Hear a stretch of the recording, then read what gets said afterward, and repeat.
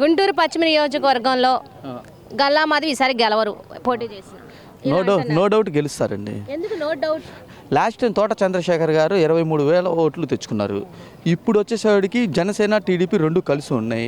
అందులో అమరావతి రాజధాని తీసేయడం పెద్ద మైనస్. ప్రతి ఒక్కళ్ళని కులం పేరుతో ఒక వర్గాన్ని తిట్టాడు జగన్మోహన్ రెడ్డి గారు.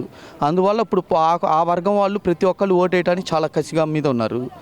ఇంకెంతకంటే ఏం కావాలి మీకు ఎనాలిసిస్? కూటమి టీడీపీ గెలవచ్చు అని అంటున్నారు. నో డౌట్ గెలిచిద్దండి. 120 అబోవ్తో గెలిచిద్దండి.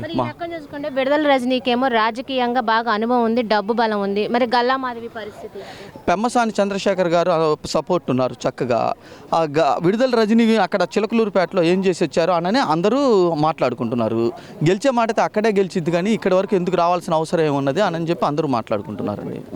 ఆ కోణంలో గల్లా మాధవి గారు నో డౌట్ గల్లా మాధవి గారు గెలుస్తారు. గల్లా మాధవి గారు గెలుస్తారు. ఓకే, గెలిస్తే ఆవిడ పరిపాలన